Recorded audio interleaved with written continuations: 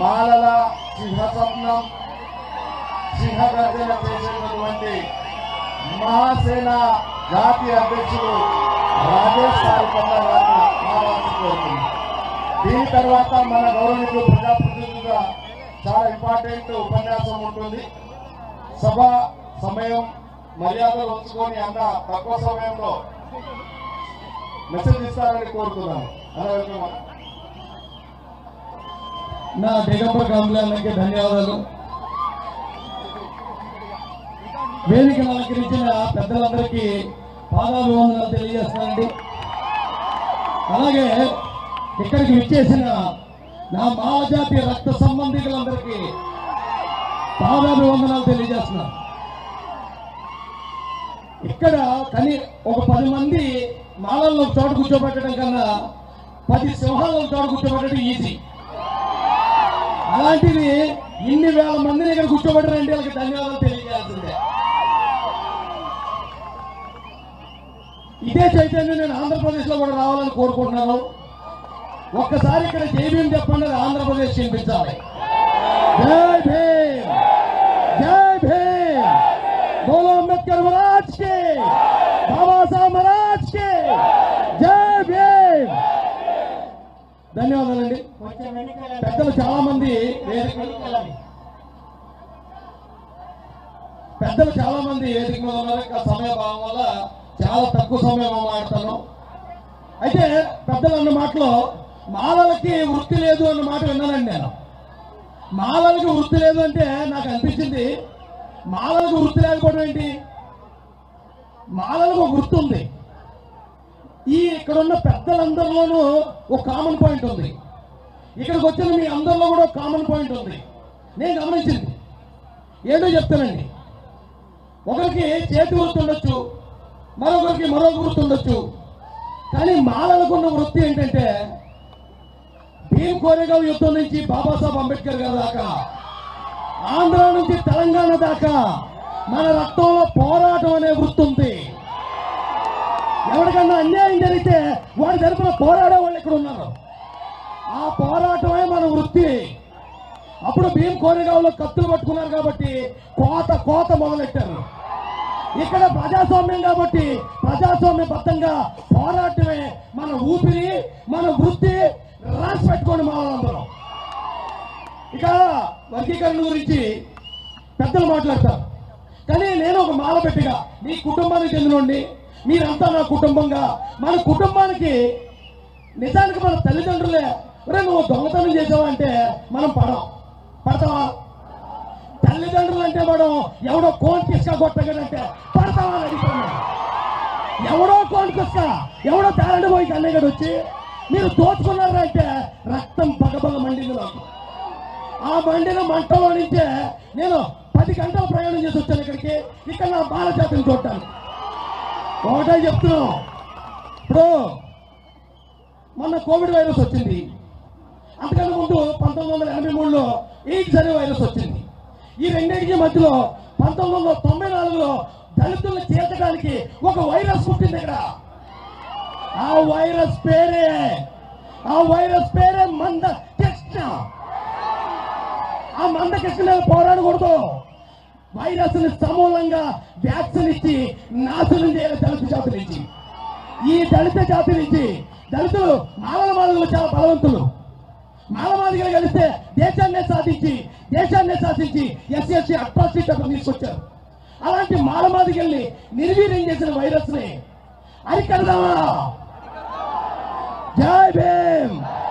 అరికడదామని వాళ్ళందరూ గట్టిగా చెప్పండి, జై భీమ్ అండి. మన అందరిలో ఉన్న కామన్ పాయింట్ ఇంకోటి కూడా చెప్తా. ఏదో సుప్రీంకోర్టు నుంచి తీర్పు వచ్చింది, చక్కగా నువ్వు పండుగ చేసుకోవచ్చు, ఇలాంటి మీటింగ్ పెట్టుకోవచ్చు. అదంతా వదిలేసి మీరు లోపల కూర్చున్నారు ఎందుకు? రండి బయటికి అన్నో. ఇదిగో చూడు ఇప్పుడు ఎంతమంది వచ్చారో. నువ్వు లోపల కూర్చున్నారు ఎందుకని చెప్తే మాకు ఇప్పుడు దాకా మా పేరు చెప్పుకుని పథకాలు కానీ ఉద్యోగాలు కానీ అన్నీ తీసుకున్న భరించాం. కానీ మాలకి గొడవ అంటే దోల. ఎవడన్నా గొడవగా పిలిచాడంటే ఖచ్చితంగా పరిగెట్టుకొస్తాం. ఎవడి ద్వారా ఎవడ అమ్మమ్మ కూడా సొమ్ముతో మేము బతకట్లేదు. మా కష్టార్జితంతో బతుకుతున్నాం. రేవంత్ రెడ్డి గారిని అన్నా, రేవంత్ రెడ్డి అన్న ఒక్క రిక్వెస్ట్, నిన్ను ఈ రోజు బ్లాక్ మెయిల్ చేసేవాడు నీకు ఓటేద్దని చెప్పాడు. కానీ ఈ రోజు ఇక్కడ కూర్చున్న మేము నీకు ఓటేసి గెలిపించాం. మా పట్ల నిలబడు, నువ్వు మా తరపున మాట్లాడు, ఎప్పుడూ నీ వెనకాల ఉంటాం. మాలోడంటే నేను నిజాయితీ, మాలోడంటే ధైర్యం, మాలోడంటే న్యాయం. ఒక్కడిని నమ్మామంటే మాకు పథకాలు వద్దు, రిజర్వేషన్లు వద్దు, పీక తెగేదాకా వాడి వెనకాలే ఉంటాం. అలాంటి మాలని ఏ రాజకీయ పార్టీ వదులుకోవద్దు.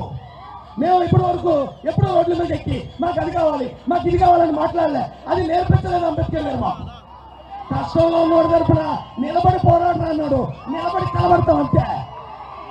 మాల జాతిలో ఉన్న పౌరుషం అది. కాబట్టి ఇక్కడ రేవంత్ రెడ్డి గారికి, అక్కడ చంద్రబాబు నాయుడు గారికి మేము రిక్వెస్ట్ చేస్తున్నాం, మాలల్ని చిన్న చూపు చూడొద్దు. మాలలు ఏనుగుతో సమానం, లేవటానికి సమయం పడుతుంది, లేచిందంటే తొక్కుకుంటూ పోతే లేకపోతే మమ్మల్ని గౌరవించండి, అందరినీ గౌరవిస్తాం. ఈ రోజు ఇక్కడ ఉన్న పెద్దలు, మేధావులు, మాల పెద్దల్ని, మేధావుల్ని విమర్శించిన వాడికి చెప్తున్నాను నేను. ఈ రోజు ఇక్కడ ఎంతమంది మేధావులు మాట్లాడారు, ఒక్కరైనా మాదిగలు విమర్శించారా? మాదిగ నాయకులు విమర్శించారా?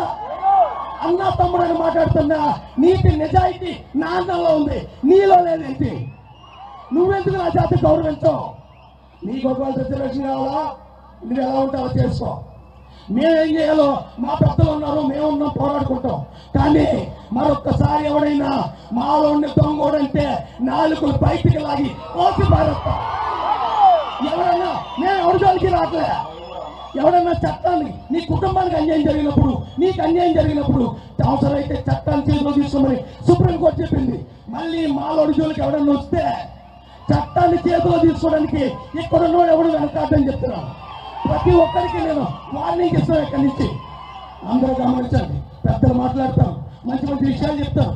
ఎంత సమయమైనా కూర్చోండి, వారు చెప్పింది వినండి.